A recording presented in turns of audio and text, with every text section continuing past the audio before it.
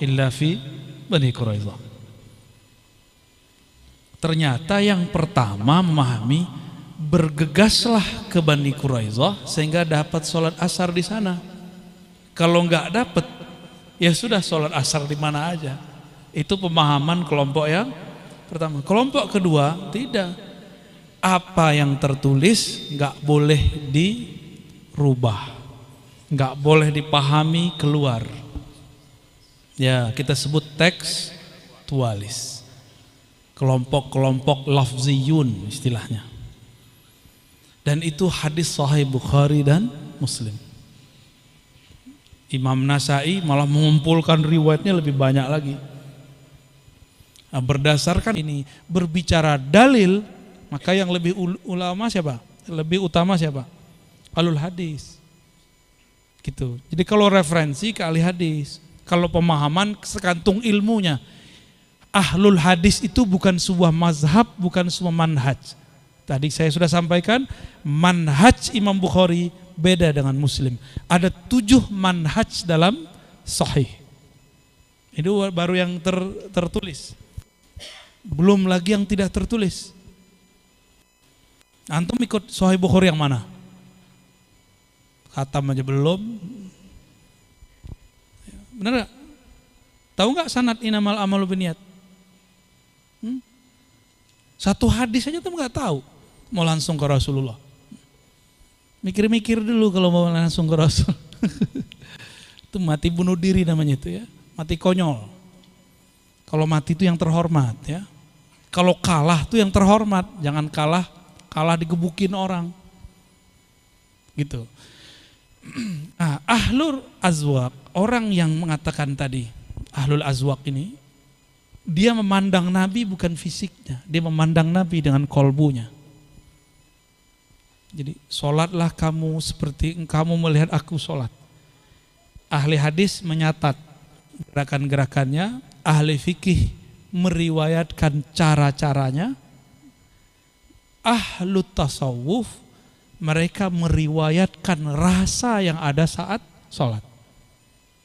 Itu bisa diriwayatkan. Jadi rasa itu bisa diriwayatkan. Rasa itu bukan murni, oh itu dari Allah, betul dari Allah. Tapi kan rasa itu ada kliknya, bisa dibuka.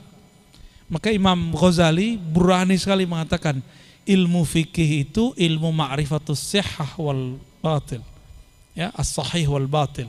Sedangkan ilmu tasawuf ma'rifatur rad wal qabul. Canggih enggak tuh? Amal antum diterima atau tidak? Kalau ahli fikih bilang apa? Hanya Allah yang itu mah bagi Imam Ghazali cemen. Ente orangnya terbelakang. Ya. Beragamanya belum beres itu. Imam Ghazali bisa pastikan amal kita diterima atau tidak. Ada indikatornya, ada ilmunya. Hadisnya ketahuan mana yang diterima, mana yang tidak. Ahli fikih juga tahu sah dan batal. Masa ahli tasawuf tidak boleh? Ya, ahli hadis, ahli fikih udah. Ahli tasawuf masa nggak boleh buat indikasi sendiri? Mereka juga punya ijtihad. Zikir yang betul-betul wusul itu ada indikatornya. Ada tahapan-tahapannya. Sholat kan dimulai dari takbir, diakhiri dengan salam, benar? Sama. Tasawuf itu diawali dengan taubah, diakhiri dengan ridho. Ada cara-caranya. Sebagaimana Rasulullah SAW mengajarkan, begitu juga kita mengajarkan. Kalau ingin rapi dalilnya, belajar ke ahli hadis. Kalau ingin rapih gerakan sholatnya, belajar ke ahli fikih. Jika ingin rapih kolbunya, belajar ke ahli tasawuf.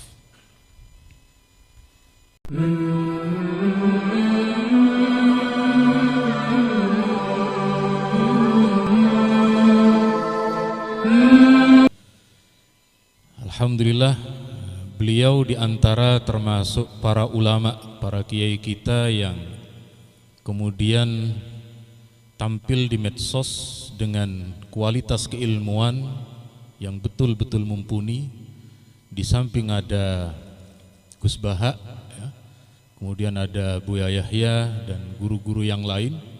Alhamdulillah kita bisa menimba ilmu untuk kemudian tidak hanya memperkuat pengetahuan yang telah kita terima dalam ahli sunnah wal jamaah, tetapi juga lebih dari itu banyak ilmu tazkiyatun nufus, banyak ilmu penyucian jiwa yang kemudian seperti beliau katakan tadi, kalau berdebat terus kapan kita wusulnya?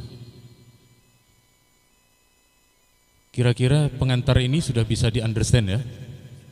Ya, kalau dilihat dari mantuk-mantuknya ini insya Allah sudah mantuk-mantuk understand. Baik Bu ya, ingin saya sampaikan terlebih dahulu panjenengan yang berguru kepada Profesor Dr. Ali Mustafa Yaqub, saya kira tidak diragukan lagi kepakaran dan keilmuan beliau. Kira-kira apa yang menjadi sebab khilafiyah para ulama baik di dalam fikih, di dalam akidah dan seterusnya? Assalamualaikum warahmatullahi wabarakatuh. Alhamdulillah wassalatu wassalamu ala sayyidina Rasulillah amma ba'du. Langsung nembak nih. Kenapa ada khilafiyah setelah Rasul? Apa gimana? Betul, setelah Rasul. Jangankan setelah Rasulullah, fi hayatihi, dalam masa hidupnya sudah terjadi khilafiyah. Hadis Bani Quraizah yang kita sering hafalkan, Nabi mengutus diplomat. Beliau mengutus diplomat ke Bani Quraizah. Bani Quraizah ini Yahudi. Yahudi paling maju. Kalau di Indonesia Cina-nya lah yang menguasai ekonomi di Madinah. Apa kata Nabi? La yusalliyanna ahadukumul asra illa fi Bani Quraizah. Jangan kamu sholat asar kecuali di Bani Quraizah. Ini penafsirannya dua. Dua itu penafsirannya ketika di tengah jalan muncul penafsiran yang kedua. Jadi mereka memahami sholat asar mesti di, nah itu masih sama waktu awal berangkat. Hadis Sahih Bukhari ini. Sampai di tengah jalan matahari sudah mengenai ufuk, artinya hampir terbenam, hampir ghurub. Lalu pecah dua sahabat. Apa kata salah satunya? Kita sholat di sini, matahari sudah mau terbenam. Apa yang kata yang kedua? La yaqulu sallallahu alaihi wasallam la yusalliyanna ahadukumul asra illa fi Bani Quraizah. Ternyata yang pertama memahami, bergegaslah ke Bani Quraizah sehingga dapat sholat asar di sana. Kalau nggak dapat, ya sudah sholat asar di mana aja. Itu pemahaman kelompok yang pertama. Kelompok kedua tidak.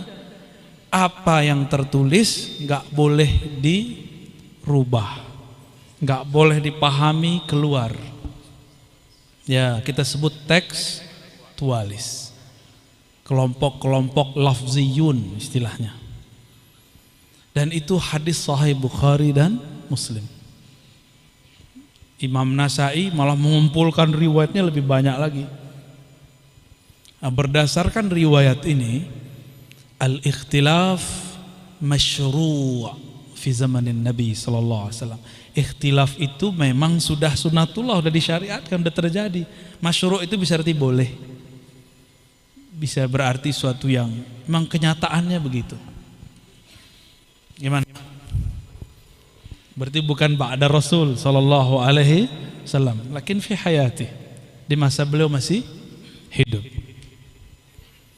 Ini yang paling fenomenal, ya. Ada lagi ikhtilaf di masa Nabi, tapi keluar ikhtilafnya setelah Nabi wafat. Contoh, An-Nabi la yashrab illa wa huwa jalisan, illa wa huwa jalisun, ya. Nabi kalau minum pasti duduk. Tapi Sayyidina Ali hinama syariba ma'a Zamzam syariba qa'iman. Jadi Sayyidina Ali ketika minum air Zamzam, beliau minumnya ya qa'iman, dia berdiri. Kata beliau, ra'aitun nabiyya sallallahu alaihi wasallam yashrabu ma'a Zamzam qa'iman. Air paling mulia itu Zamzam. Air paling mulia Zamzam, Nabi aja minumnya berdiri. Gimana tuh? Kawan kita kalau sudah ada ustadz minum berdiri langsung majruh, Langsung, ini ustaz gak benar, gak aswaja, gak halus sunnah, emang do'if. Kita jalan-jalan di Madinah, kebetulan saya minta temenin sama anak Kiai Mustafa waktu itu, ya. Dan saya kaget dia minum lagi berdiri, pakai gamis ya ala orang Madinah, terus minum berdiri. Saya bilang, oh hakaza ahlul Madinah, orang Madinah begini ya, kalau minum berdiri ya? Iya. Kami boleh minum berdiri, tapi dimakruhkan, dilarang makan jalan-jalan. Gimana caranya makan jalan-jalan? Ya. Jadi sampai sekarang di Madinah begitu, biasa minum berdiri. Ya antum kaget ya. Biasa aja ya. Di hadis tuh kalau orang khatam baca kitab hadis tuh biasa ngeliat khilafiyah. Apalagi khilafiyah di zaman Rasul, tapi baru muncul setelah zaman Nabi. An-Nabi SAW yabulu qa'iman. Qala Ibnu Umar. Dalam hadis Abu Daud, beliau mengatakan, aku mengintip Rasulullah naik ke atas genteng, ngatas atap. Orang Madinah itu kan gak punya atap kayak kita, dia kayak dak. Jadi bisa naik. Abdullah bin Umar itu ngintip Rasulullah SAW. Jadi Nabi buang air kecil jadi hadis. Antum kalau buang air kecil jadi hadas. Beda ya. Jadi suatu hukum. Karena yang menyaksikan beliau buang air kecil kan cuma azwajun Nabi sallallahu alaihi wasallam, bukan azwaja. Iya. Kalau dia mau azwaja, Z-nya kebacaannya masih S. Afwan, Ustaz. Baik.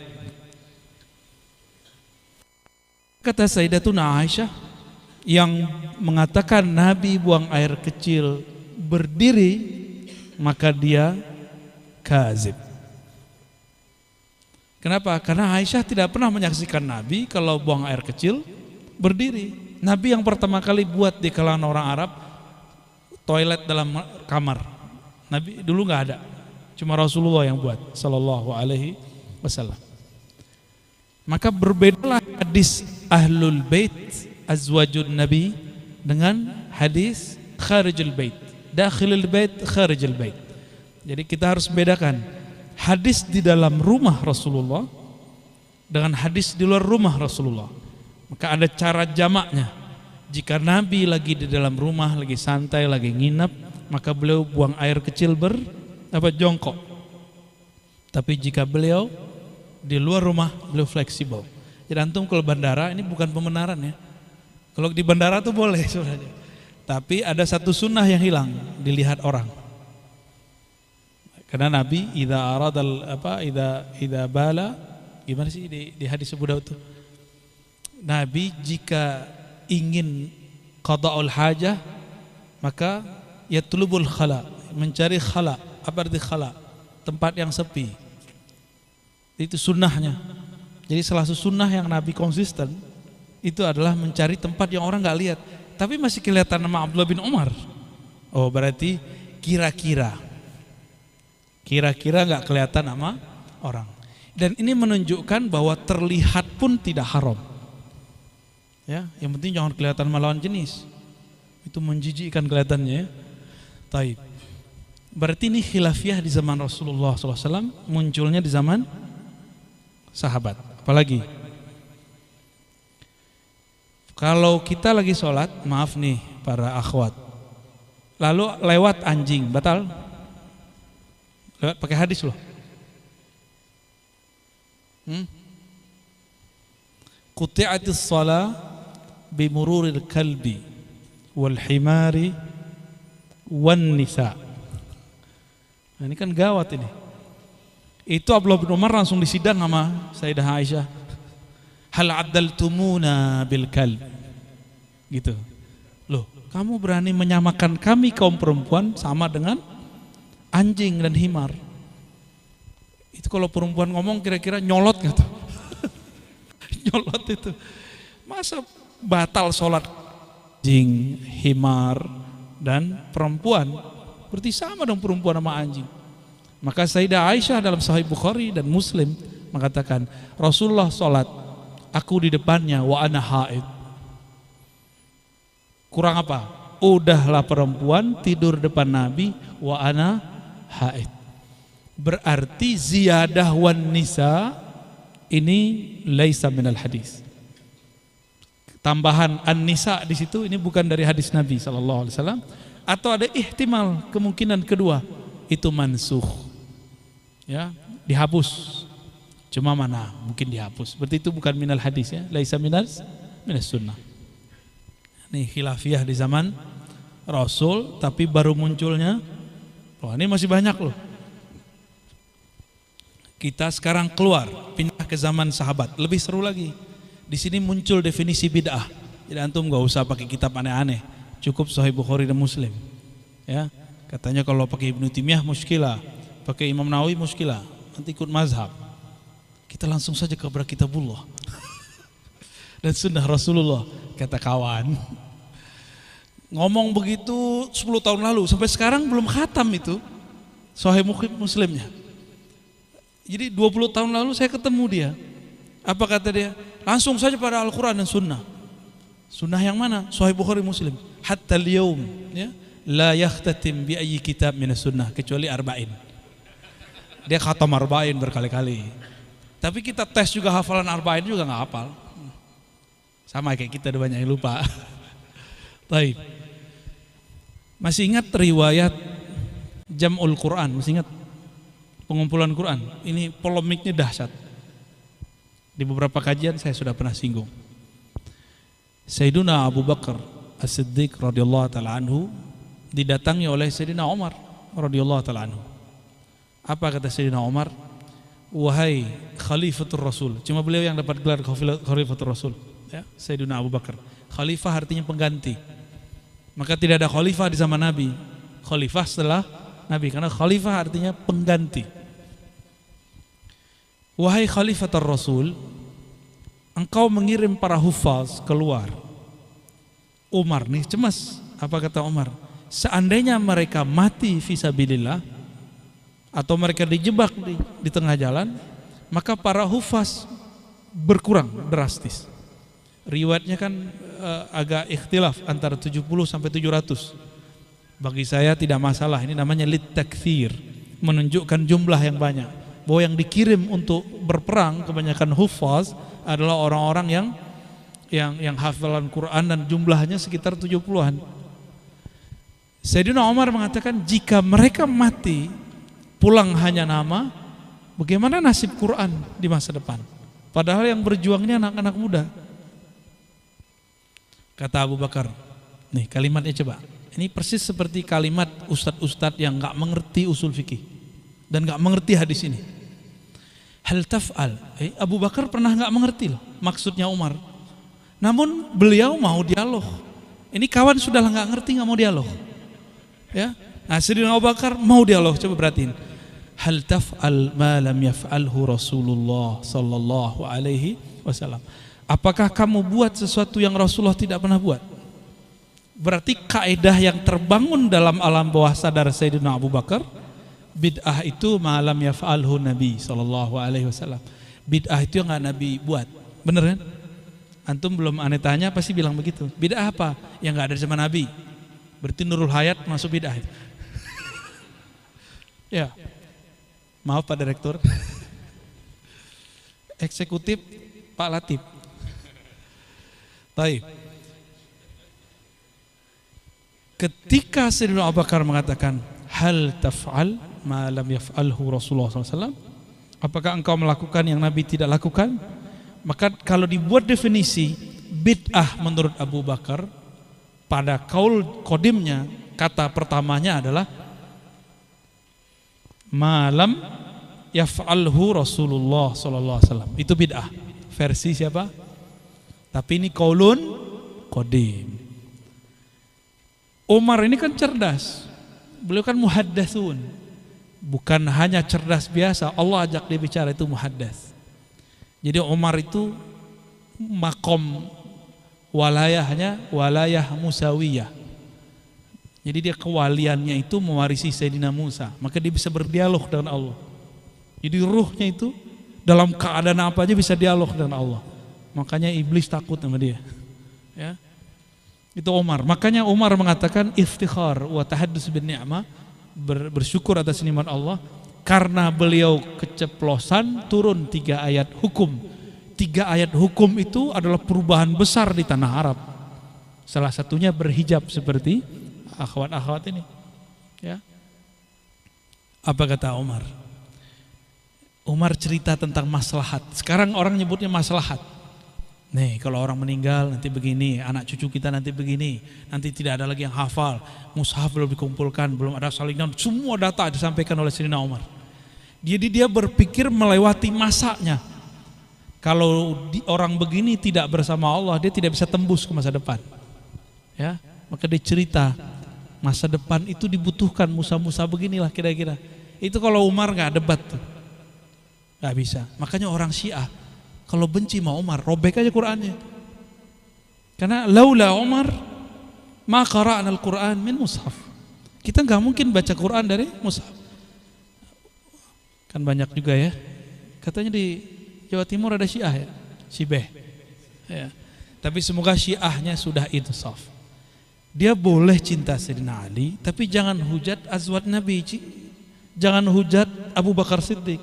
Maka Syiahnya disebut tasyayyu' Mahmud. Ya, tasyayyu' yang masih diperbolehkan. Itulah yang dipakai guru beliau nih, ya. Said Mamduh. Sah? Syekhuka wala ghairu syekha? Syekh jauh. Syekh lewat YouTube. Baik. Thariqah al-YouTubiyah.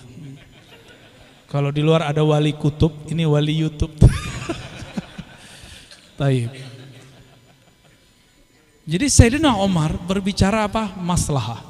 Itulah nanti keluarnya satu hukum dalam masadir ahkam syariah, namanya masalihul musalah. Atau sekarang orang kembangkan lagi jadi maqasidus syariah. Ya, tapi ini terlalu jauh, yang pas ini maslahah.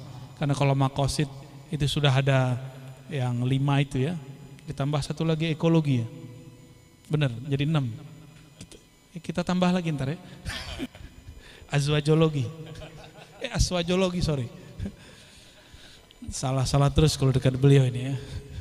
Jangan-jangan antum ada maksud. Aneh biasanya baca isi hati orang. Sotoy ya. Baik. Sayyidina Umar berhasil kemudian memberikan penjelasan kepada Sayyidina Abu Bakar.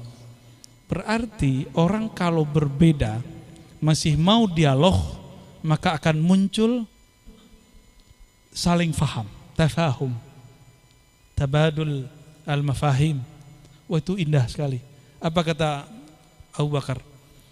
Wa syarallahu sadri. Allah kemudian lapangkan dadaku. Berarti orang saklek itu dayyaqallahu sadrahu. Allah sempitkan dadanya. Benar ya? Gak boleh. Yang penting gak boleh. Pokoknya gak boleh. Berarti hatinya sempit orang tuh. Itu harus diajak dialog.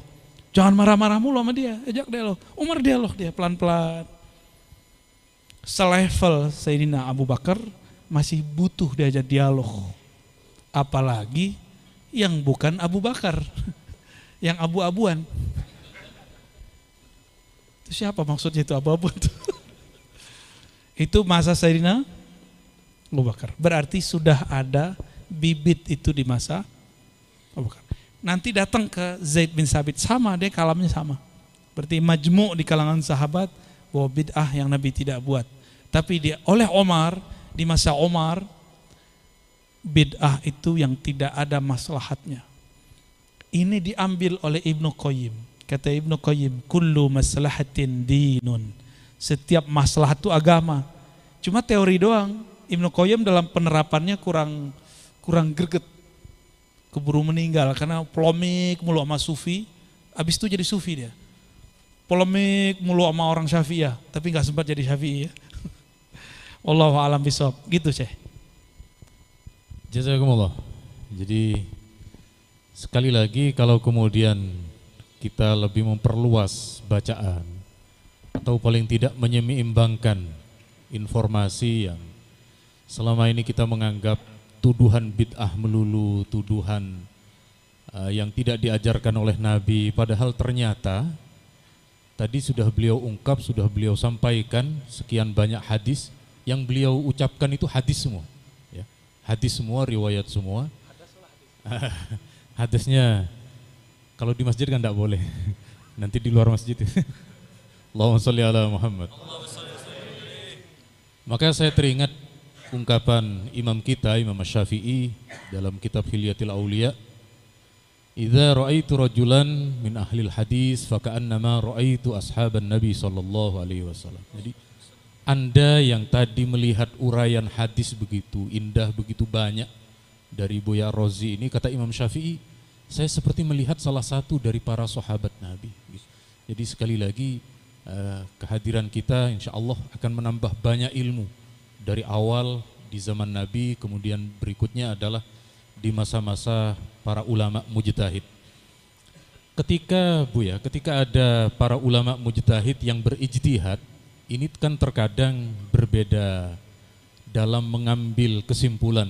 Misalnya kalau orang Jawa itu menyebut singkong, kalau singkong itu diiris lalu digoreng menjadi namanya keripik, ya. Ketika singkong itu diolah kemudian keluar menjadi gedok namanya. Nah, orang yang selama ini menerima satu pendapat tentang keripik singkong menganggap gedok itu bid'ah, padahal dalilnya sama, muaranya sama. Nah, terus apakah betul Bu ya, ijtihad ulama itu kemudian menjadi bid'ah, ataukah memang diperkenankan di dalam Islam ijtihad itu? Dan bagaimana pula cara menjawab bahwa menurut mereka sejak al-yauma akmaltu lakum dinakum, Islam ini sudah sempurna, sudah tidak perlu bid'ah, sudah tidak perlu macam-macam. Monggo. Jadi dia pakai ayat itu ya, al-yauma akmaltu lakum dinakum. Kalau begitu jangan baca Quran terjemahan dong. Ya. Enggak perlu ada kitab Ibnu Taimiyah. Enggak perlu dia nulis Majmu' Fatawa. Enggak perlu ada Sahih Bukhari Muslim, kan sudah selesai. Kita pakai ayatnya. Kan sudah selesai. Ngapain pakai Sahih Bukhari Muslim? Kan Sahih Bukhari Muslim itu murid dari muridnya Imam Syafi'i. Mereka juga berguru kepada Imam Ahmad. Jadi kalau ngomong misalnya tidak perlu ada ijtihad ulama. Oke. Ya sudah. Mana kitabmu, kasih ke saya aja. Sisain mushaf doang di rumahnya. Saya siap menerima kitabnya. Ya. Siapa yang menafsirkan begitu, kirim kitab Anda ke tempat kita. Cukup Anda baca Quran. Enggak usah pakai tafsir. Kan sudah cukup. Al-yauma akmaltu lakum dinakum. Itu ayat, nih yang lurus, kita ceritain yang lurus. Al-yauma akmaltu lakum ayuhan nabi wa ashabuh. Nah, Allah berbicaranya kepada nabi dan sahabat. Yang sempurna agamanya nabi. Din itu akhlak. Din itu bisa juga berarti norma, hukum, hukummu. Almar'u ala dini khalili, hadis sahih. Seseorang sesuai dengan din khalilnya. Apa arti khalil? Teman. Jadi kalau mau ngelamar nih, lihat nih komunitas dia siapa, teman dia siapa, itu khalil dia. Kalau di sekarang kan gampang Facebook, lihat aja teman-teman dia, komennya apa, itu khalilnya dia, khillahnya. Ya, mau ngelamar lagi Kiai? Ngelamar kerjaan maksudnya, kepedean aja ya. Baik. Maka din berarti di situ akhlak. Al-mar'u ala sirati akhlaki zamili atau bi'ati misalnya. Seseorang itu akhlaknya yang ngikutin. Jadi al-yauma akmaltu lakum dinakum bisa berarti akhlak kamu. Sesuailah dengan hadis. Wa ma bu'istu illa liutammima makarimal akhlaq, yani makarimad din. Nyambung enggak? Aku tidaklah diutus kecuali untuk menyempurnakan akhlak, baru nyambung. Jadi katanya kalau menafsirkan Quran pakai sunnah, ini nih penafsiran Quran pakai sunnah. Yang sempurna akhlaknya Nabi, itu pemahaman pertama. Din, malik yaumiddin, apa arti din? Jadi jangan dulu masuk kemana-mana, Quran bil Quran aja dia udah keteteran itu. Apa arti din di surah Al-Fatihah? Yaumul akhir, yaumul jaza, yaumul thawab, yaumul hisab. Banyak itu. Ad-din, penguasa hari. Ad-din artinya hari kemudian, hari hisab. Coba nyambung nggak kalau diterjemahin? Al-yauma akmaltu lakum dinakum. Sekarang aku sempurnakan hari kemudianmu. Nyambung nggak? Nggak nyambung. Maka tafsir harus bersanad. Disebut tafsir bil ma'thur. Bukan berarti tafsir bil sanad itu antum baca kitab tafsir Quranil Azim bin Mukathir. Itu namanya nyontek. Di sanad tuh kita dengar guru kita nafsir. Kita dengar guru kita menjelaskan tafsir. Itu yang bersanad. Bukan mengatakan dalam tafsir Ibnu Katsir halaman sekian, itu namanya referensi. Ya, wijadah, dapat nemu di kitab. Bisa ngikutin ya? Ini enggak berat-berat kok ya. Paling panas saja. Kayaknya AC-nya kurang nih, Pak. Apalagi din? Apalagi arti din? Tadi hukum udah. Hah? Dain. Antum ad-dainu minad din ya. Pengusaha begitu, ad-dainu minad din. Berutang bagian dari agama. Itu ijazah untuk pengusaha. Kalau enggak pengusaha jangan pakai itu ya. Ad-dainu minaz zulm jadinya. Itu baru 3 kalau kita jelasin. Masih banyak arti din yang lain ya. Gimana? Ini al-yauma akmaltu lakum dinakum ini makna yang mana? Siapa yang tahu maknanya? Ayo. Kalau mereka mengatakan enggak perlu khilafiyah, enggak perlu, riwayat hadis itu minal ijtihad. Kita bisa cek. Antum kalau belajar hadis ada namanya sighatul ada wa tahdits. Cara menyebutkan lafaz guru menyampaikan. Maka kalimat haddatsana, ada anba'ana, ada yang lebih tinggi sami'tu. Ya, sami'tu haddatsana, akhbarana, anba'ana. Itu udah beda tuh, itu ijtihad semua. Ahlul hadis yajtahidun. Ahli hadis berijtihad. Antum tahu enggak? Sahih menurut Imam Bukhari bukan sahih menurut Muslim. Contoh, mau tahu contoh? Man adali waliyan faqad adantuhu bil harb. Siapa yang menyinggung wali-waliku, aku nyatakan perang baginya. Itu hadis tidak dinyatakan sahih oleh Imam Muslim, tapi disahihkan oleh Imam Bukhari. Lagi ada hadis tentang pengharaman khamar bidwanita, ya, al-harir sutra wal ma'azif. Itu hadis didhaifkan oleh Ibnu Hazm tapi disahihkan oleh Imam Bukhari. Di akhir zaman akan terjadi ya. Sayakunu fi ummati aqwamun yastahilluna al-khamra wal hirra wal harira wal ma'azif. Itu hadisnya. Akan terjadi di akhir zaman beberapa kelompok umatku menghalalkan khamar, bidwanita itu maksudnya ya sekarang itulah prostitusi online itu masuk ke situ ya. Wal harira bersamaan ada sutra, wal ma'azifa, dan ada ma'azif. Ma'azif itu alat yang melenakan ya, alat hiburan, bisa di handphone. Masuk tuh, haram gitu. Lebih haram musik apa handphone? Lebih melalaikan, lebih lahwul hadis musik apa handphone? Handphone. Sini kasih buat saya. Serius. Jadi mereka ini terjebak oleh tafsir masa lalu. Ibnu Abbas ketika melihat ada orang sibuk nyanyi, terus bilang, lahwul hadis itu al-ghina. Terus beliau ngelihat ghina itu nyanyi. Lihat ada orang main musik, apa kata? Lahul hadis itu ma'azif. Main alat-alat musik. Kalau zaman sekarang Ibnu Abbas hidup, kira-kira lahul hadisnya apa? Itu smartphone. Sini kata sini. Gak ada yang berani kan? Itu antum gak beriman dong. Gak percaya kepada Allah dan Rasulnya. Bisa ngancem gitu kita ya. Wah, kalau aneh seriusin itu bisa keluar semua itu.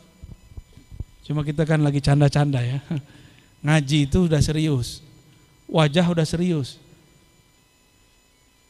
Kalau diterusin itu benar keluar. Saya praktekin ada orang begitu. Ini haram loh ya. Terus gimana ya? Sini. Kita bersihin benar keluarin. Balikin lagi ya. Terus serius ngaji. Hidup ini innamal hayatud dunya. Laibun ulahun, dunia itu santai aja, jangan terlalu serius ya. Kayak beliau lah ketawa mulu kan. Kena Covid aja bisa ketawa. Makanya ini bekas trauma nih pakai cadar dagu. Orang cadar sini dia cadar. Apaan ya? Mumpung depan orang Anda bisa ngerjain antum kan. Baik. Jadi itu baru lafaz din. Ya. Belum lagi al-yaum, itu apa faedahnya? Akmaltu lakum dinakum wa raditu lakumul islamina. Jadi teman-teman, jangan kemudian terpedaya oleh kata-kata yang menjebak, yang membuat otak itu tumpul. Karena gak konsisten, gak boleh khilafiyah, tapi ngikutin khalifiyah ahli riwayah. Ini ada ahlur riwayah menghafalkan teks, mereka punya khilafiyah. Ada ahlu dirayah, ahlul fiqh, mereka juga meriwayatkan. Yang diriwayatkan pemahaman, dikenallah mazhab yang 4. Itu juga periwayat pemahaman hadis. Kalau Imam Bukhari periwayat lafaz hadis, bisa bedain. Sufi periwayat rasa mengamalkan hadis. Tuh. Itu diriwayatkan, harus ditransfer, ditalkin, diriadohkan, dimujahadahkan, semuanya beriwayah. Maka ahli hadis memegang satu istilah namanya musalsal. Musalsal itu menirukan guru. Gurunya begini, kita begitu. Ya, itu ada musalsal namanya biqabdil lihyah. Enggak punya jenggot tuh enggak bisa tuh, apa yang mau dipegang tuh ya. Apa namanya musalsal, memegang jenggot. Bukan megang masker, Pak Yai. Ya. Oh no. Itu guru kita, Yai Marwazi, dia manjangin jenggot 2-3 cm sengaja untuk bertabaruk dengan hadis itu. Beliau kan nyukur terus tuh. Giliran sampai di hadis ini seminggu beliau nggak potong. Itu takjub saya sama beliau tuh ya. Alhamdulillah, Allahumma fazhu ya. Murid Syekh Yasin Al-Fadani.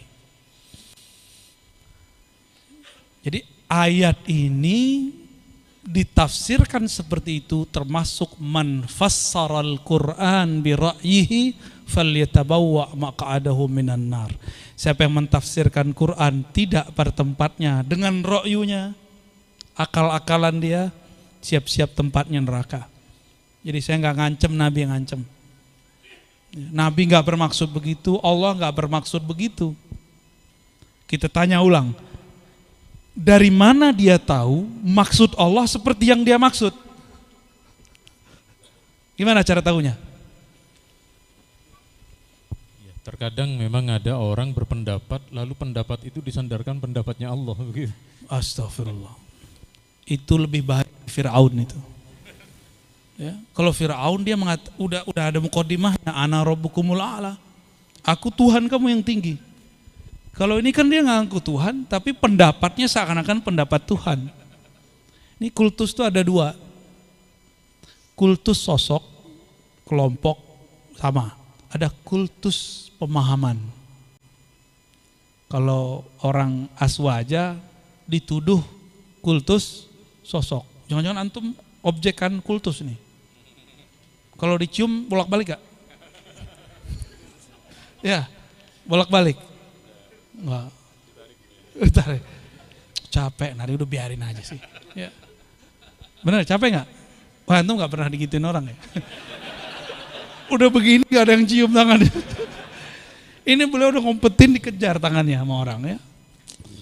Emang sakti ini. Udah gitu aja deh. Tentang ijtihad ulama, apakah kemudian bisa diklaim bid'ah? Mulai gerah ya. Ini itu biasanya saya taruh untuk nggak kena AC di sini. Taib. Ijtihad ulama, kalau yang ijtihad antum, ya. Kalau ente yang ijtihad tuh, itu bid'ah itu. Tapi kalau Rasulullah punya pewaris disebut ulama, al ulama warasatul anbiya, ulama pewaris para nabi. Jika yang ijtihad ulama itu bukanlah bid'ah, maka kita definisikan ulang bid'ah, ya. Kita ambil imam dari imam yang anti bid'ah, Ibnu Taimiyah, ya. Saya sudah sering sebutkan ini di kajian-kajian sebelum pandemi ya, dalam kitab Iqtida' Shiratal Mustaqim 2 jilid mujalladan. Beliau mengatakan al-bid'atu ma lam yadulla alaihi dalilun syar'i. Bid'ah itu yang tidak ada dalil syaraknya. Saya mau tanya, dalil syarak ada berapa? Syariat itu dalilnya ada berapa? Kata kawan 2 aja, Quran sama Sunnah. Nah, kayak gitu debat sama Kiai Ma'ruf ya. Dikit lah kan berubah jadi khazin ke Amin kan. Bukan wakil ketua MUI, wakil presiden. Gimana? Kata kawan, sumber hukum cuma 2, Quran dan Sunnah. Ini kan jahil yang ngomong begini. Al-qail bihi jahilun. Ya, itu yang ngomong orang jahil. Orang jahil nggak usah ditanggapin. Fa'arid anil wa'arid fa'arid. Wa'arid anil jahilin. Berpaling dari orang jahil. Nggak usah dilayani orang begitu. Cuma masalahnya sekarang udah masuk ke YouTube, masuk ke masjid, bikin rusuh di mana-mana. Makanya beliau kemudian ngomporin saya untuk bahas itu lagi. Padahal ini pembahasan udah saya kubur sebelum pandemi. Baik. Ijtihad ulama disebut bid'ah. Abu Bakar ulama enggak? Umar ulama enggak? Mereka beda, bid'ah enggak? Bukhari punya kaidah sahih. Muslim punya kaidah sahih. Mereka ulama enggak? Gimana? Bid'ah enggak? Hati-hati ketika berbicara. Jadi benarlah kata Nabi di Sahih Bukhari itu, bisa jadi orang berbicara la yara ba'san, dia mengira enggak apa-apa, tapi ketika dia ngomong begitu yahwi sab'ina kharifan, dia jatuh ke dalam neraka jahanam sab'ina kharifan, 70 kharif, 70 musim. 70 musim sana. Kalau di sana 1 hari 1000 tahun. 70 musim antum kalian 70.000 tahun baru jatuh di bawah api neraka. Dia ngomong sembarangan. Hati-hati kalau berbicara itu. Karena sama dia dengan mengatakan Imam Syafi'i, para sahabat itu ahli bid'ah semua. Atau mereka bukan ulama. Saya dengar ada orang bahlul ngomong, jika Imam Syafi'i berbeda dengan Nabi, dahulukan Nabi. Itu benar-benar gila itu. Kok ada logika setan begitu tuh? Terbayang nggak oleh antum Imam Syafi'i setiap hidupnya itu, lihat kitab Al-Um, itu hidup dia itu. Mulai dari awal bangun sampai tidur lagi semuanya sunnah. Imam Bukhari belum ada zaman itu. Nggak ada keluar dari sunnah. Itu Imam Syafi'i, dia katakan apa? Kalau Syafi'i beda sama Nabi, dahulukan Nabi. Loh, kita kenal Nabi itu karena berkat Imam Syafi'i. Kayaknya harus kita ganti nih. Kalau Nabi beda sama ente kita pecel. Kita jadiin pecel aja dia ya. Ini gawat bener orang-orang begini. Belakangan tambah menggila. Apa kata dia? Kalau sahabat beda dengan Nabi, maka kita harus ikut Nabi, tinggalkan sahabat. Itu orang di dalamnya apa itu? Iblis atau apa itu? Ini gergetan loh kalau saya begini. Kenapa? Ini lebih bahaya dari Syiah, lebih bahaya dari Mu'tazilah, lebih bahaya dari Khawarij. Khawarij itu cuma mengkafirkan Sayyidina Ali, Sayyidina Muawiyah dan kelompok mereka berdua. Kalau Syiah memfasikkan sahabat-sahabat besar selain Ahlul Bait. Kalau ini apa kata dia? Jika sahabat berbeda dengan Rasul, maka kita tinggalkan sahabat ikut Rasul. Sama nggak dengan Syiah? Mereka juga nggak percaya Ahlul Bait. Itu sahabat dia siapa lagi? Ahlul Bait dia siapa lagi? Ini berbahaya. Logika-logika ini dipakai oleh orang-orang awam. Ini kalau dibiarkan, tubuhnya tubuh muslim, tapi ruhnya bukan ruh suci, tapi itu ruh kegelapan, ruh iblis di dalamnya. Ya, logikanya udah nggak benar. Dan antum ini bukan nakut-nakutin. Ke depan kalau ini tidak diredam akan tambah banyak. Maka orang-orang seperti Kiai Ma'ruf Khazin harus kita jaga benar. Ya, karena beliau serius ngurusin itu. Kalau saya udah comfort ke tasawuf. Ini dipaksa murtad lagi nih. Fadal. Jazakumullah. Nah, jadi sekali lagi kita kemudian menjadi lebih faham, menjadi lebih mengerti untuk menjaga tutur kata, untuk menjaga hati biar tidak suudzon. Nah, kemudian berikutnya kita akan memasuki fase yang kata beliau tadi disebutkan riwayat rasa dalam mengamalkan hadis yang dikenal dengan, kalau di sini di perkotaan Bu ya, istilah sufiyah itu identik dengan kuburiyun begitu itu, sehingga kemudian di kota ini menyebutnya dengan istilah tazkiyatun nufus meskipun isinya sama seperti ketika melarang mengucapkan sayyidina itu bid'ah, tapi giliran bersalawat untuk junjungan kita Nabi Muhammad lah, junjungan itu kan sayyidina. Jadi satu sisi dibid'ahkan, sisi yang lain diamalkan. Tapi tidak apa-apa, ini kita tidak mempermasalahkan soal itu. Yang perlu kita kaji mendalam, kalau Nabi mengajarkan bacaan kiroah kepada 4 sahabat, lalu kemudian menjadi kiroah sab'ah, lalu kita hari ini menerima Al-Quran yang kita terima dari para guru kita, proses dari rasa mengamalkan hadis sehingga menjadi sufi, alurnya bagaimana Bu? Waduh, ini mulai nyosor kembali lagi nih, masuk Islam lagi nih. Tadi cuma keluar rumah sebentar. Keluar rumah sebentar ya. Nabi ngomong, "Shallu kama ra'aitumuni sholli." Salatlah kamu seperti kamu memandangku salat. Ada yang ngelihat Nabi salat? Maka perlu siapa? Langsung saja ke sunnah gitu ya. Sunnah siapa? Sunnah syaitoniyah. Rawahu Azazil, mukhrijuhu Dajjal. Orang mengira tidak usah ikut imam, langsung saja ke sunnah. Ternyata yang dia maksud Sahih lah Imam Bukhari, sholat itu dia ngeliat gurunya. Yang dia lihat dari gurunya, dia tulis. Jadi Imam Bukhari itu riwayat yang dia tulis adalah yang dilafazkan gurunya, yang dikerjakan gurunya. Karena Imam Bukhari nggak ketemu Rasul Shallallahu Alaihi Wasallam. Imam Bukhari hanya ketemu orang abad ketiga Hijriah. Jadi nggak ketemu Rasulullah SAW. Beliau lahir tahun 194, wafat tahun 256. Ketemu Rasul nggak? Rasul Shallallahu Alaihi Wasallam wafat tahun 11. Ketemu nggak? Nggak ketemu. Terus ketemu siapa? Ketemu Imam Humaidi ketemu Imam Sufyan bin Uyainah. Berikut Syafi'i. Sufyan bin Uyainah ketemu Yahya Al-Qattan. Yahya Al-Qattan ketemu terus sampai ke atas. Baru ketemu Sayyidina Umar. Sayyidina Umar baru ketemu Rasul sallallahu alaihi wasallam. Gak langsung kok Imam Bukhari ke Nabi. Maka ada namanya Sulasiyat Al-Bukhari. Jarak terdekat Bukhari dengan Nabi itu tiga orang.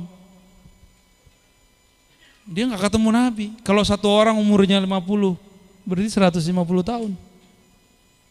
Gitu. hatta Sahih Bukhari tidak langsung ke Nabi. Coba antum baca Sahih Bukhari kitab Mawaqitus Shalah atau Sifatus Shalah. Bisa langsung sholat nggak? Saya pastikan tambah bingung sholatnya. Karena cara sholat itu tidak ada riwayat minal awal ilal akhir. Nggak ada. Yang menggabungkan itu namanya ahlul fiqh. Ahli fikih meriwayatkan af'alun Nabi. Jadi saya definisikan ulang ya. Ahlul hadis yarwuna alfazan Nabi. Alfaz ini berisi perbuatan, qaul, takrir. Kalau al-fuqaha meriwayatkan pemahaman Nabi yang kemudian diriwayatkan ke masa-masa setelahnya berikut prakteknya. Maka kita sebut af'alnya. Jadi mafahimnya apa, lalu diterapkan jadi af'al, apa perbuatan bentuknya. Kalau ahli hadis nggak ngomong tentang perbuatan dan pemahaman, dia riwayat aja. Itu sebabnya jika terjadi khilafiyah hukum antara ahli fikih dan hadis, maka ahlul fiqh arjah, lebih kuat ahlul hadis. Jika terjadi perbedaan antara orang ahli akidah dengan ahli hadis, maka didahulukan ahlul akidah karena dia meriwayatkan pemahaman Nabi. Jika terjadi perbedaan pemahaman antara ahlul azwaq, ahli rasa, dengan ahli hadis, didahulukan rasa jika berkaitan dengan rasa. Tapi jika mereka kelompok ahli hadis, ahli fikih, ahli akidah, ahli rasa ini berbicara dalil, maka yang lebih ulama siapa? Lebih utama siapa? Ahlul hadis. Gitu. Jadi kalau referensi ke ahli hadis, kalau pemahaman sekantung ilmunya. Ahlul hadis itu bukan sebuah mazhab, bukan sebuah manhaj. Tadi saya sudah sampaikan, manhaj Imam Bukhari beda dengan Muslim. Ada 7 manhaj dalam Sahih. Itu baru yang tertulis. Belum lagi yang tidak tertulis. Antum ikut Sahih Bukhari yang mana? Khatam aja belum. Benar gak? Tahu gak sanad inamal amalu binniyat? Satu hadis aja tuh gak tahu. Mau langsung ke Rasulullah. Mikir-mikir dulu kalau mau langsung ke Rasul. Itu mati bunuh diri namanya itu ya. Mati konyol. Kalau mati itu yang terhormat ya. Kalau kalah itu yang terhormat. Jangan kalah digebukin orang. Gitu. Nah, ahlul azwaq, orang yang mengatakan tadi, ahlul azwaq ini, dia memandang Nabi bukan fisiknya, dia memandang Nabi dengan kolbunya. Jadi sholatlah kamu seperti kamu melihat aku sholat. Ahli hadis menyatat gerakan-gerakannya, ahli fikih meriwayatkan cara-caranya, ahlu tasawuf mereka meriwayatkan rasa yang ada saat sholat. Itu bisa diriwayatkan. Jadi rasa itu bisa diriwayatkan. Rasa itu bukan murni, oh itulah dari Allah, betul dari Allah. Tapi kan rasa itu ada kliknya, bisa dibuka. Maka Imam Ghazali berani sekali mengatakan, ilmu fikih itu ilmu ma'rifatus sihhah wal batil, ya, as-sahih wal batil. Sedangkan ilmu tasawuf ma'rifatur rad wal qabul. Canggih nggak tuh? Amal antum diterima atau tidak? Kalau ahli fikih bilang apa? Hanya Allah yang itu mah bagi Imam Ghazali cemen. Ente orangnya terbelakang, ya. Beragamanya belum beres itu. Imam Ghazali bisa pastikan amal kita diterima atau tidak. Ada indikatornya, ada ilmunya. Hadisnya ketahuan mana yang diterima, mana yang tidak. Ahli fikih juga tahu sah dan batal. Masa ahli tasawuf tidak boleh? Ya, ahli hadis, ahli fikih udah. Ahli tasawuf masa nggak boleh buat indikasi sendiri? Mereka juga punya ijtihad. Zikir yang betul-betul wusul itu ada indikatornya. Ada tahapan-tahapannya. Sholat kan dimulai dari takbir, diakhiri dengan salam, benar? Sama. Tasawuf itu diawali dengan taubah, diakhiri dengan ridho. Ada cara-caranya. Sebagaimana Rasulullah SAW mengajarkan, begitu juga kita mengajarkan. Kalau ingin rapi dalilnya, belajar ke ahli hadis. Kalau ingin rapih gerakan sholatnya, belajar ke ahli fikih. Jika ingin rapih kolbunya, belajar ke ahli tasawuf. Gitu, Yai. Jadi sekali lagi inti yang dari beliau sampaikan terkait dengan zauk. Zauk itu cita rasa ya. Jadi ilmu tasawuf itu diambil dari akhlaknya Nabi. Jadi bagaimana Nabi bermuasyarah dengan para sahabat, dengan orang-orang tidak pernah menunjukkan rasa sombong. Itu kalau kemudian di dalam kitab tasawuf, di dalam kitab Ihya biasanya ada di juz 3 dan juz 4. Ya, Rubu'ul Muhlikat, Rubu'ul Munjiat. Nah, sekarang ini ya, alhamdulillah beliau kemarin rawuh ke pondoknya Kiai Hamid di Pasuruan. Kiai Hamid itu pernah dawuh begini, ruhnya kitab Ihya itu ada di juz 3. Ya, jadi di Rubu'ul Munjiatnya. Nah, kita hari ini kemudian tidak mungkin kita mengkhatamkan yang ada di dalam kitab Ihya, tetapi kita mengambil al-maknunnya, karena setiap ilmu itu memiliki satu perahan, ya, satu perasan. Jadi misalnya kita naik ke atas pohon kelapa, kemudian tempurungnya dibuka, dagingnya diparut, lalu kemudian diperas. Nah, hari ini kita mempelajari dari Buya Rozi tentang tasawuf itu yang sudah matang. Ya. Kalau masih suluk, ya memang tetap perlu, tetapi paling tidak menjadi sebuah pemahaman bagi kita. Ternyata orang yang mempelajari ilmu tasawuf itu memiliki dalil dari Nabi, kemudian dibenarkan di dalam Islam, dan sebenarnya seperti yang beliau sampaikan, itu adalah tujuan dari hidup justru terdapat di sana. Jadi bagaimana Bu ya, menurut panjenengan ulasan dari antum barusan? Kalau jadi mohon maaf Bu ya, saya di sini sudah terlalu sering menjadi narasumber. Jadi hari ini saya menjadi sumbernya nara. Ya. Jadi supaya Buya yang menyampaikan, saya yang menyumberkan naranya itu Bu ya. Monggo saya persilahkan. Udah biasa ngomong ihya ketahuan ya. Setiap masa itu ada ijtihad. Ijtihad itu bukan merubah agama, tapi menyesuaikan kondisi kita dengan agama. Jadi bukan menyesuaikan agama dengan kondisi kita, bedain ya. Jadi ijtihad itu adalah adaptasi masa ini terhadap agama dari Allah Subhanahu wa taala.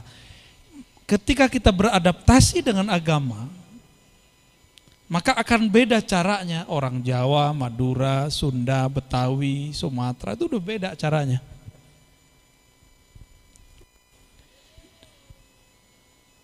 Tapi agamanya berubah nggak? Agamanya berubah nggak? Agamanya nggak berubah. Adaptasinya yang berubah-ubah. Adaptasi di zaman Imam Syafi'i beda dengan sekarang. Adaptasi itu kita sebut ijtihad. Cara dari ulama mengadaptasi. Kalau agama nggak berubah, kan katanya al-yauma akmaltu lakum. Ya. Inna dina indallahil. Jadi Islam satu, yang beda cara orang adaptasi. Itulah yang dimaksud oleh Allah, ya, sebelum masuk ke bab tasawufnya. Bahwa Allah SWT tidak berkehendak menjadikan satu ummah, ya. Walau syaa Allah la ja'alakum ummatan wahidah, ja'alakum wa ja'alahum. Ja'alakum. Allah kalau mau, Allah jadikan kamu satu umat, tapi Allah enggak mau. Karena Allah tahu cara adaptasi masa per masa beda. Gitu, ya. Kita mendoakan orang mati itu sunnah dari Rasul Shallallahu Alaihi Wasallam. Ya. Nabi ngomong afdhalud doa alhamdulillah. Maka ada orang kalau doa Al-Fatihah, kan alhamdulillah isinya. Alhamdulillah kan nama surah Al-Fatihah. Al-Fatihah itu doa itu. Ya. Tapi kelompok yang antum sebut tadi, enggak begitu. Idza mata al-insan inqata'a 'amaluhu illa min thalas. Dari dulu sampai sekarang hadis itu aja, enggak ada perkembangan. Karena baca Sahih Muslimnya enggak khatam-khatam. Itu kan hadis Sahih Muslim itu. Jika meninggal anak manusia, maka semua amalnya terputus kecuali 3. Nomor 3-nya waladun salihun yad'ulah. Anak soleh yang mendoakannya. Jadi kalau tidak anak tidak sampai. Ya, saya agak kesel sama orang begitu. Kita ngomong udah 1000 kali nggak ada dengerin, ya. Udah tunggu dia mati aja ya. Dan semoga dia mandul, jadi nggak punya anak. Kalau mati nggak ada yang doain, nggak boleh doa kan? Kalau begitu boleh nggak nyolatin dia? Antum kalau doa takbir ketiga bacanya apa? Allahumma ghfir lahu warhamhu wa'afi wa'fu anhu. Sah? Betul? Ya Allah ampuni mayit di depan kayaku ini. Rahmati dia. Itu takbir keberapa? Takbir ketiga. Kalau enggak nyampe kecuali anak di mana? Enggak usah disolatin. Gotong, tendang aja masuk kubur. Ya. Kau enggak punya anak. Selesai kan? Emang begitu cara memahami hadis? Kan enggak begitu. Enggak paham. Dia baru tahu terjemah tapi belum tahu fiqhul hadis. Yang dimaksud inqata'a itu bukan habis. Inqata'a itu intahal amal. Idza matal insan intaha amaluh. Kalau manusia mati, dia enggak bisa beramal lagi. Bisa enggak orang mati beramal? Kalau bisa kabur semua kita di rumah. Bisa enggak beramal orang mati? Itu maksudnya. Bukan berarti selain dia tidak boleh berdoa. Ya salam ya. Ini juhala-juhala akhir zaman nih tambah banyak ini. Nah, kita harus bersiap meluruskan itu dan harus siap ya, mungkin berjibaku nanti ke depan. Jadi tugas antum bukan tambah ringan. Ya, tambah dahsyat ntar. Tapi aneh kabur ya. Kita suluk ntar, kholwat aja ntar. Dalam tasawuf itu sederhana aja. Tasawuf itu dia nggak pakai akal, nggak pakai jasad, dia pakainya kolbu. Kolbu pun baru awal, di belakang kolbu ada lagi fuad, di belakang fuad ada lagi lub, di belakang lub ada lagi sir, kan semuanya ada di Quran itu. Istilah 4 ini ada di Quran semua, baru ujungnya ruh. Tasawuf yang antum tahu sekarang mungkin baru tasawuf nafsiyah, nafs jiwa. Puasa, modalail puasa. Apalagi? Mau dapat ilmu pelet puasa. Namanya sih bahasa Arab, Mahabbah Sulaimaniyah. Tapi itu bukan tasawuf. Itu bukan tasawuf. Bedakan riyadhah mujahadah sufiyah dengan riyadhah mujahadah bukan sufi. Mirip-mirip. Kopiah juga sama. Tasbihnya sama, yang dibaca juga sama, perbedaannya di kolbunya. Innamal a'malu bin niat.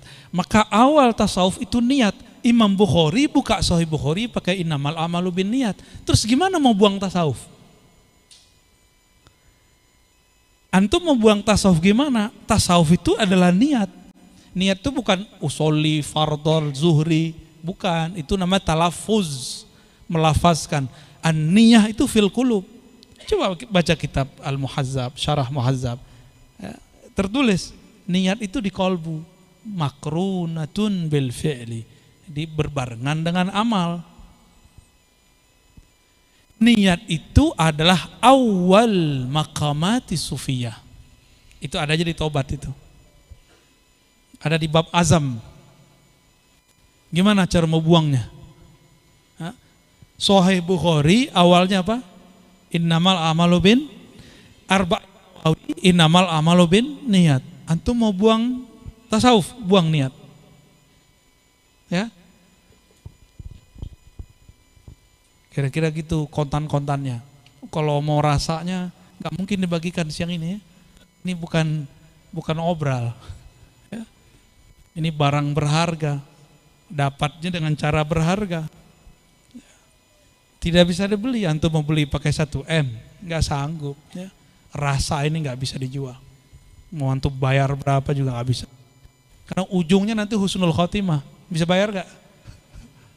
Nggak bisa. Merasakan lezatnya zikir, nggak bisa dibayar. Cuma karena sayang guru, guru pun kasih. Itulah yang dimaksud irhamu man fil ard yarhamukum man fis sama. Sayangi makhluk di bumi, irham. Ya.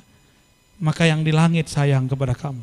Jadi kita ini ngajar karena sayang, karena kalau mau digaji, ilmu beliau ini terlalu tinggi untuk digaji. Ya, Nurul Hayat habis duitnya untuk gaji beliau.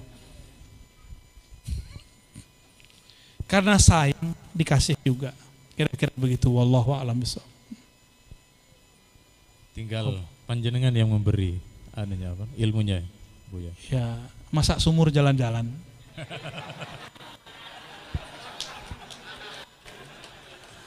Allahumma sholli ala Muhammad.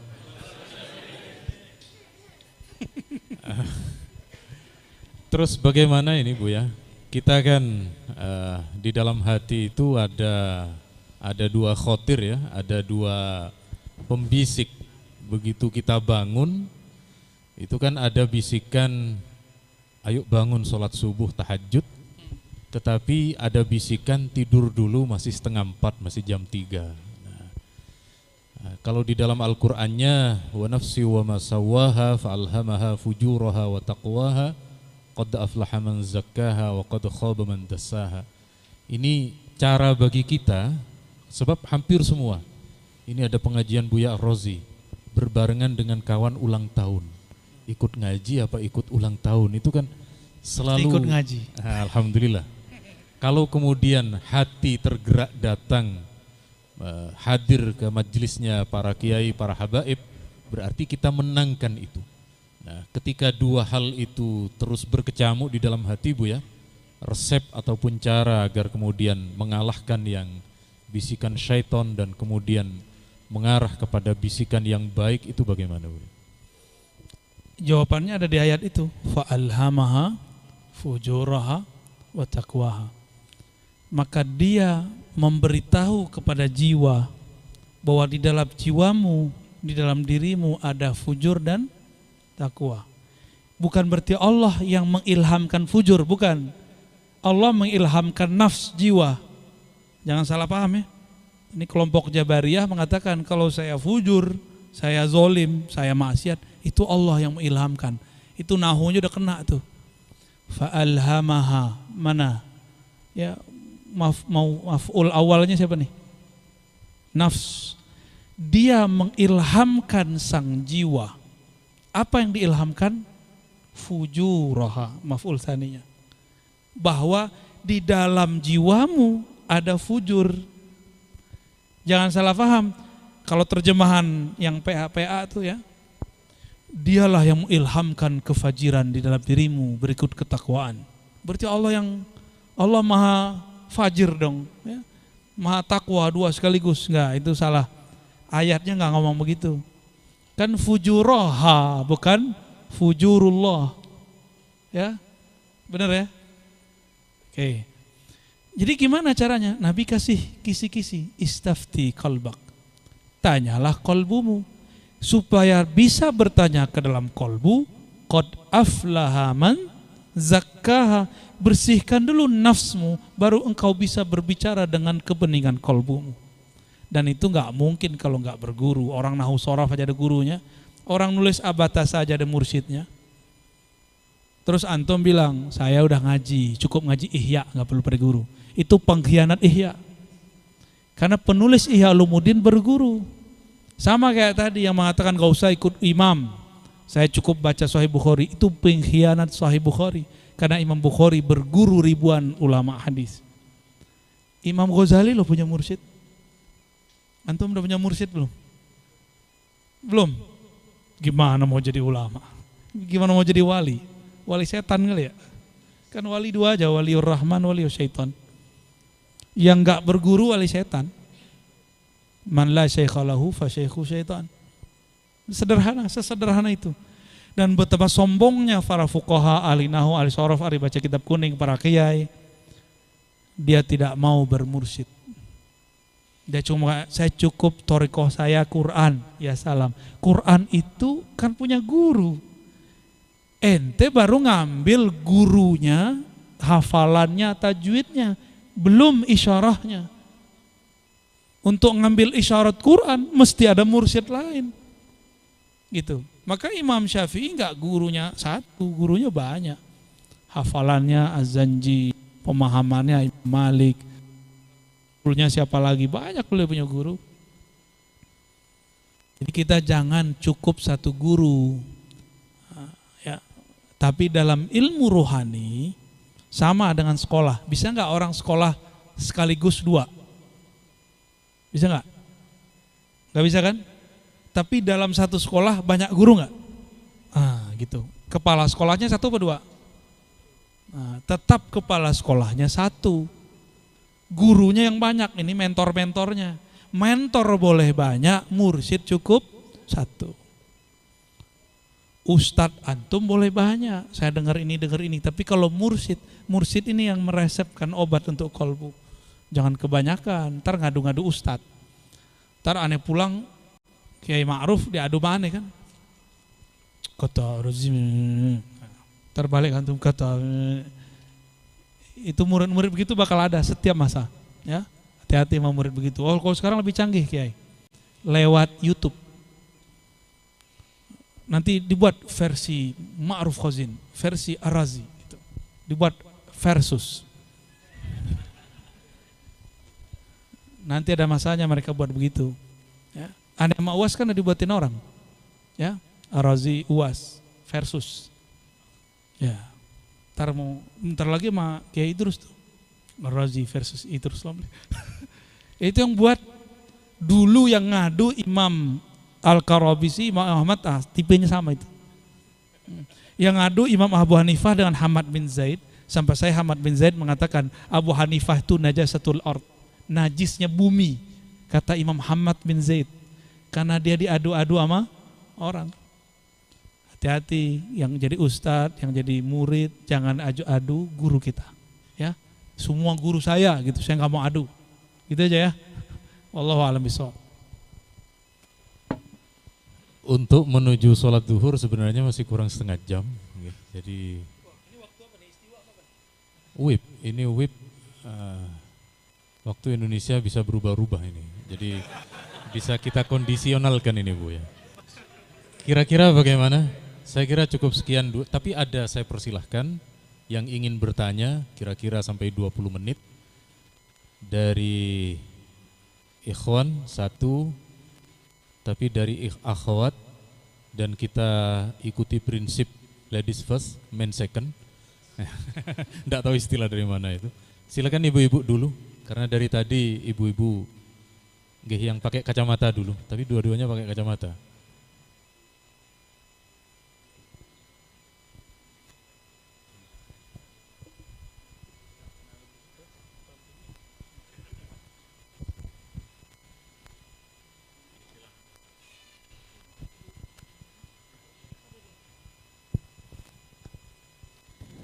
Assalamualaikum warahmatullahi wabarakatuh. Terima kasih Buya atas penjelasan dan kajian-kajian dari YouTube yang telah kami peroleh. Mudah-mudahan bermanfaat buat kami semuanya, dan kami mohon ridhonya Buya untuk mengikhlaskan. Pertanyaan kami, banyak dari kalangan ibu-ibu yang bertanya, kami cuma mewakili. Ketika perempuan itu udur Buya, itu ada semacam kerinduan untuk sujud, untuk baca Quran. Itu menurut Buya bagaimana kalau ditinjau dari orang-orang yang ahli tasawuf, ketika perempuan udur itu ingin selalu dekat dengan Allah sementara dia dalam keudurannya itu tadi. Terima kasih Buya. Wassalamualaikum warahmatullahi wabarakatuh. Mohon maaf, tadi pertanyaannya melenceng dari tema. Enggak, masih berkaitan ya. Perempuan lagi haid gitu ya, tiba-tiba rindu mau sujud. Wah, bukan rindu mantum. Rindu mau sujud. Kita ambil kiasnya ke Sayyidina Abu Sa'id dan Abu Hurairah. Jadi beliau ini lagi junub, belum mandi, kan gak ada WC dalam rumah, gak ada kamar mandi dalam rumah, adanya di hammamat. Maka beliau keluar, ketemu Rasulullah SAW. Rasulullah ini kalau ketemu bukan nunggu dicium tangannya, Nabi yang nyodorin tangannya. Tuh, beda sama kita ya, beda bener sama kita. Kalau saya kabur. Apa kemudian yang dilakukan oleh dua sahabat ini? Beda-beda masa, beda kasus. Kejadiannya hampir sama, tapi beda waktu ya. Mereka mengatakan, saya sedang junub wahai Rasulullah. Apa kata Nabi SAW? Yang junub kan bukan tanganmu. Paham kan yang junub mana? Maksud junub di situ yang kotor. Akhirnya sahabat ini pakai adab. Dia tetap gak mau. Dia merasa dirinya kotor. Langsung kabur mau mandi. Mereka merasa tidak pantas bersentuh dengan Nabi dalam keadaan junub. Tapi dari kalam Sayyidina Nabi SAW terlihat bahwa kalau ada haidkah, junubkah, tidak dilarang beramal. Tapi amalnya bukan amal fisik yang ini. Harus bagian yang tidak haid. Mohon maaf, saya mau tanya, lidahnya haid nggak? Enggak, ya udah zikir aja. Telinganya haid nggak? Enggak, ya udah. Boleh nggak sujud syukur?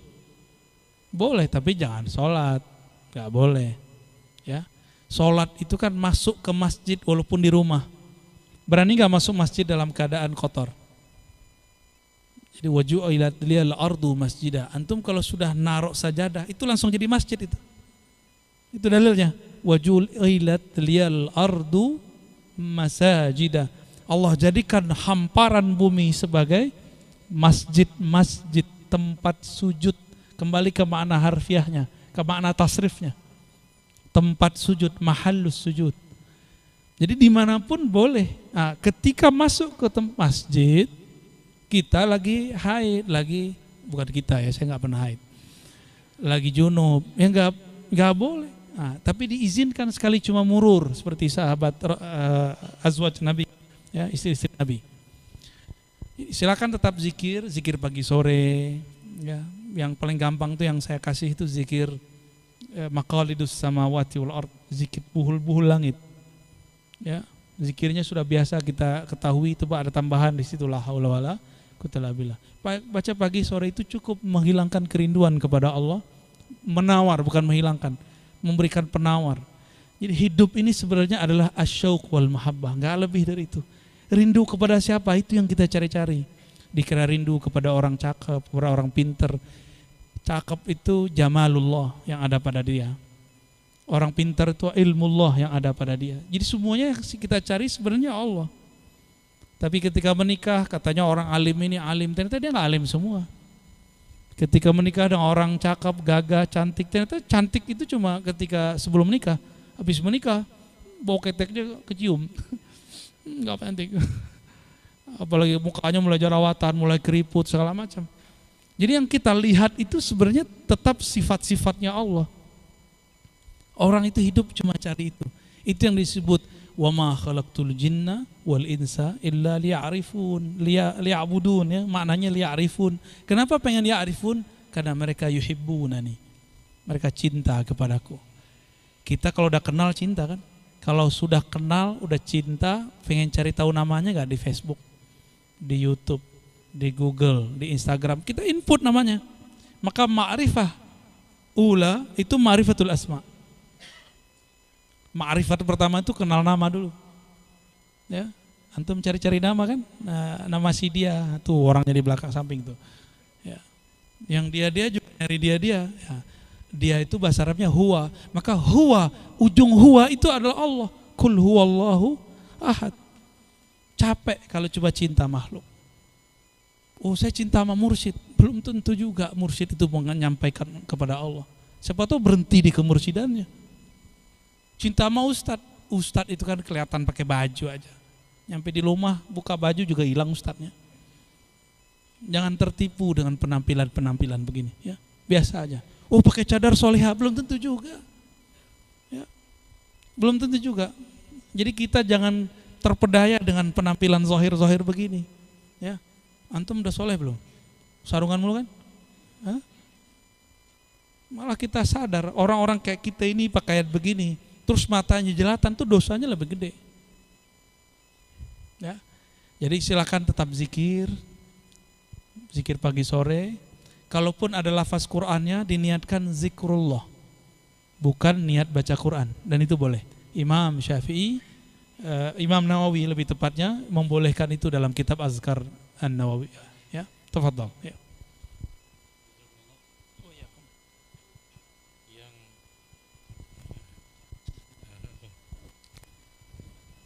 Yang kedua, ini dari depan Ustadz.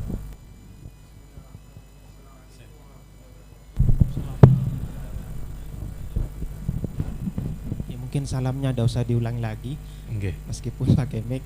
Yang ingin saya tanyakan yaitu adalah tadi itu dijelaskan bahwasanya yaitu kesohiannya sohehnya Imam Bukhari itu tidak sama dengan sohehnya Imam Muslim. Itu mungkin bahasanya standar SOP-nya itu berbeda dengan Muslim. Mungkin bagaimana menurut jenengan itu tentang Syekh Albani, kan Syekh Albani kan banyak itu ada itu di buku Indonesia kebanyakan masuk yang disohihkan. Menurut jenengan gimana kesohihannya atau Syekh Albani? Terima kasih. Sahahu Ma'ruf Khazin. Itu lebih seru itu, ya. Taib. Jika Imam Bukhari dan Muslim beda ijtihad mengenai standar sahihnya, lalu datang orang sekarang seperti Syekh Albani rahimahullah yang juga punya standar, tapi standar dia bila standarin, ya. Itu pas dicek, yang ngecek juga ahli hadis, Sayyid Hasan bin Ali As-Saggaf, ya, kawan Said Foda. Tapi belakangan mereka debat lagi dalam bab akidah. Tapi dalam hadis ini bagus. Tanaqudat Albani Al-Wadihat, 3 jilid. Jilid pertama sudah memuat 1000 kontradiksi Albani sendiri. Jadi di kitab A dikatakan hadis sahih, di kitab B dia bilang hasan, di kitab A hasan, di kitab B dhaif. Bahkan ada sahih sama dhaif. Jadi dia standarnya mana? Standarun bila standarin, ya. Kaidah bila kaidatin. Gak ada kaidahnya Syekh Albani itu. Kaidahnya langsung dikatakan oleh guru saya Dr. Badi Sadar Al-Laham, ya. Iza ajabahu sahahahu. Kalau dia takjub dia sahihkan. Ini ada contohnya ntar. Wa iza lam yu'jibhu dha'afahu. Kalau dia enggak senang dia dhaifkan. Antum mau tahu contohnya? Ada di Sunan Abu Daud, ada di Sunan Tirmizi, ada di Sunan Ibnu Majah, ada di Musnad Ahmad.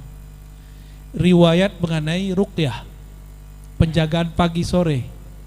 Enggak pakai bismillah. A'udzu bikalimatillahi tammat min syarri ma khalaq. Itu diriwayatkan oleh Abdullah bin Amr. Beliau mendapatkan dari baginda Rasulullah SAW. Lalu kata Albani, itu ada riwayat setelahnya. Abdullah bin Amr jika punya anak kecil, maka dia tulis di kulit atau di kertas dan dijahit, dijadiin kalung kayak si pitung di Betawi. Atau dulu orang Madura begitu kan? Sampai sekarang? Ya salam. Ya, nggak cukup pakai smartphone. Antum mau kirim sihir ada mas smartphone ketahan sama dia tuh. Ya, kalau smartphone-nya smart kolbu. Terus gimana? Kata Syekh Albani, qit'atul ula sahihah wa qit'atul tsaniyah laisa bisahih. Jadi yang sahih cuma bagian depannya doang, yang bagian belakang beliau membuat jimat untuk anaknya itu tidak sahih. Itu kan suka-suka dia kan? Jadi benarlah kata Syekh Badi Sayyid Al-Laham, idza ajabahu sahahu. wa idza lam yujibhu dha'afahu. Ya. Tapi ala kulli hal itu Albani, khalas. Dia kan mustaghil bil hadis. Antum udah mustaghil bil hadis belum?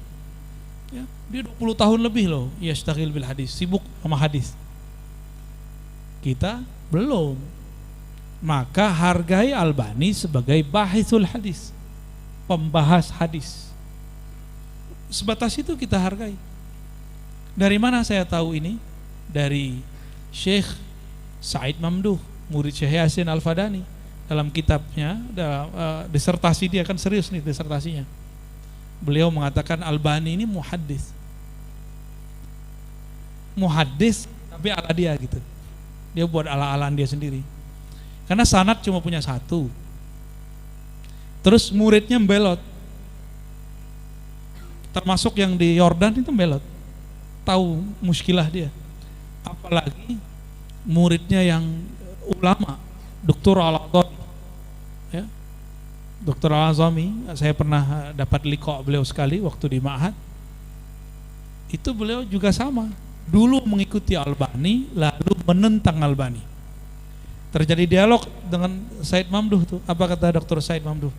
Kalau engkau sekarang sudah setuju dengan Albani, kenapa engkau diam? Kenapa tidak berani mengkritisi? Beliau ditanya begitu, lebih diam lagi. Ternyata mereka hidup di negeri yang negeri itu sangat menghormati Albani, Saudi. Jadi di Saudi antum coba-coba kritik Albani, sama di sini dengan antum mempermasalahkan Hadratus Syekh Hasyim Asy'ari. Sama. Ada yang berani? Hah? Bisa-bisa dibuang orang ke laut, ya. Sama di Lombok itu. Sama di Lombok. Sama itu. Apa kata orang Madura apa? Carok. Taib. Di sini di Surabaya ini Buya, jadi banyak yang dari Bangkalan, tetapi mereka tidak menyebut dari Bangkalan, tetapi dari Surabaya Utara, ya. Karena sudah ada jembatannya, jadi Surabaya Utara. Ada pertanyaan dari YouTube. Kalau tadi kan ini yang bertanya banyak hadirin, ini yang bertanya hadirat, ya. Yang hadirat ini bertanya apakah ijazah lewat YouTube, ijazah lewat alat wasilah itu kemudian bisa menyambungkan sanad dan juga diperbolehkan. Monggo. Ini pakai kias lagi ya. Kita cuma salah satu penghubung kita dengan masa lalu, sanad, habis itu kias. Kalau sufi kan langsung pakai ilham, antum kan gak ahli ilham. Ya, gak bisa koneksi kan. Ya, ihlam Yahudi namanya, terus jadi ihlam Yahudi. Pakai kias. Al-Musnid atau Musnid Dunia, Syekh Muhammad Yasin Al-Fadani qaddasallahu sirrahu, Al-Makki, ya, beliau lahir di Mekah, besar di Mekah, tapi orang kita. Murasalah dengan Sidi Ahmad Al-Ghumari. Murasalah, apa arti murasalah? Kirim surat, minta ijazah. Maka berkirim suratlah mereka sebelum ketemu. Nanti ketemu lagi, jadi 2 kali dapat sanad. Dulu sosial medianya cuma surat-suratan. Zaman-zaman kita masih kecil dulu. Masih dapat nggak? Wah, ini udah nggak dapat nih. Ini udah nggak dapat nih. Ya, udah nggak dapat ya. Kalau antum masih dapat. Ya, pernah ngirim surat cinta nggak dulu? Pernah ya? Pasti ditolak. Syekhina Muhammad Yasin Al-Fadani, semoga Allah merahmati beliau dan murid-muridnya dan pengikut-pengikutnya dan mengambil sanad dari beliau. Itu berkirim surat tidak hanya ke sana, ke India, ke Sudan, kemana yang beliau nanti kalau beliau biasanya sudah punya waktu luang baru pergi. Ini cara perginya juga dulu kan zaman nggak ada paspor. Kadang nggak pakai tiket pesawat, nggak tahu-tahu udah nyampe. Dan itu dia disaksikan oleh murid-muridnya. Ada muridnya di Hadramaut. Itu sampai bersumpah-sumpah kepada Allah bahwa Syekh Yasin ada di sini, tapi muridnya di Mekah bilang enggak, kita ada di sini di Darul Ulum. Tuh mereka sampai tengkar begitu. Ya dua-duanya benar sih. Kayak orang Tuban dengan Syekh Sunan Bonang ya. Bawayan. Ada Bawayan, ada Lasem, ada Tuban. Ya mereka nyaksiin semua. Yang dilihatnya benar, tapi yang terlihat belum tentu asli. Yang asli ya cuma satu. Nah dulu sosial medianya pakai surat. Kalau sekarang sosial medianya pakai apa? Pakai FB. Maka ada ijazah al-FBwiyah. Ada ijazah lewat Instagram, ada ijazah lewat macam-macam sekarang. Namun ijazah murasalah tidaklah sekuat ijazah bil liqa. Sahih, tapi kesahihannya jika nanti diadu dengan orang yang ketemu, dia jadi lemah. Apalagi jika informasinya berbeda.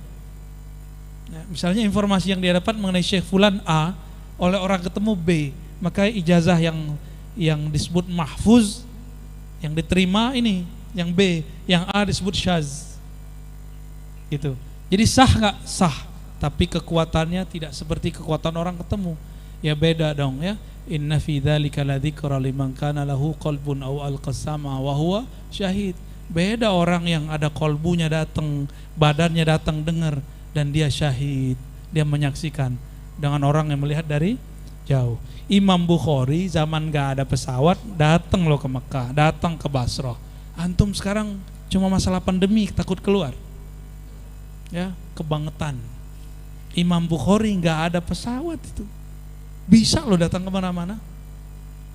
Mungkin kaum rebahan kali ya. Sukanya rebahan aja sambil nonton dapat ijazah qabil tuh. Enak amat hidup zaman ini. Allahu a'lam bishawab. Betullah kira-kira yang disampaikan oleh Sayyidil Habib Umar bin Hafid. Kata Habib Umar Al-Yamani dari Yaman, dulu mencari ilmu itu sulit tapi mudah mengamalkan. Hari ini mendapatkan ilmu itu mudah, di berbagai medsos, di berbagai grup mudah, tapi mengamalkan yang sulit. Jadi karena ini waktu sudah jam menunjukkan zuhur, dan sebenarnya beliau ini sudah di Madura, tetapi kemudian berhasil kita kalau menculik, tapi beliau mau ya. Saya kira bukan menculik tetapi kita minta kesediaan waktu, dan alhamdulillah saya kira sudah tuntas dari jam 10 sampai jam setengah 12. Yang terpenting dari perjumpaan ini seperti yang beliau sampaikan tadi adalah awal dari ijazah ilmu yang beliau berikan kepada kita secara langsung. Dan andaikan nanti di kajian-kajian yang lain Allah memberikan ilmu kepada beliau yang baru, kemudian penjelasan-penjelasan yang belum kita terima hari ini, maka insya Allah juga bagian dari kelanjutan ilmu yang telah beliau berikan kepada kita hari ini. Dari saya cukup sekian, mohon maaf kalau semua dituruti bertanya, maka tidak ada kesempatan, dan kita menghargai beliau, kita juga menjaga kesehatan beliau. Dan yang terakhir, karena beliau ini musafir, doanya insya Allah mustajab. Sekaligus kita todong untuk berdoa, karena dakwatul mazlum mustajab. Jadi langsung dua-duanya sebagai musafir. Antum mau didoain apa? Satu istri saja karena istri saya ikut, Bu ya. Kecuali kalau enggak ikut. Saya persilakan, Bu ya. Baik, teman-teman semua, mari kita mulai doa kita dengan baca surah Al-Fatihah. Bismillahirrahmanirrahim. Maliki yaumiddin. Iyyaka na'budu wa iyyaka nasta'in. Shiratal ladzina an'amta 'alaihim. Allahumma ya munazzil Al-Fatihah. Ya Allah yang menurunkan surah Al-Fatihah, iftah lana rahmatak, iftah lana abwaba rahmatik. Ya Allah, bukakanlah pintu rahmatmu. Allahumma salli wa sallim wa barik ala Sayyidina Muhammad. Ya Allah, sampaikan salam rindu kami, salam cinta kami kepada baginda Nabi Muhammad sallallahu alaihi wasallam. Allahumma ya Ghaffar ya Ghafur, ighfir lana dhunubana wa liwalidina warhamhum kama rabbana shighara. Ampunkan kami ya Allah, ampunkan dosa guru-guru kami, orang tua kami, dan yang hadir pada siang ini. Allahumma ya alim, ya alim, ya aliman bidhati sudur. Ya Allah yang mengetahui isi hati kami. ampunkan semua khatarat, lintasan-lintasan hati kami. Bersihkan semua dosa-dosa di dalam jiwa kami. Jadikan kami orang yang melakukan man zakkaha, membersihkan jiwanya. Allahumma ya Rahmanur Rahim ya Karim ya Azim. Meskipun kami banyak dosa ya Allah, ampunanmu jauh lebih besar ya Allah. Fa'aghriqna bimaghfiratik, maka leburkan kami dalam ampunanmu yang luas ya Allah. Allahumma waffiqna wa ahlana wa zurriyatina wal hadirin wal hadirat li ta'atik.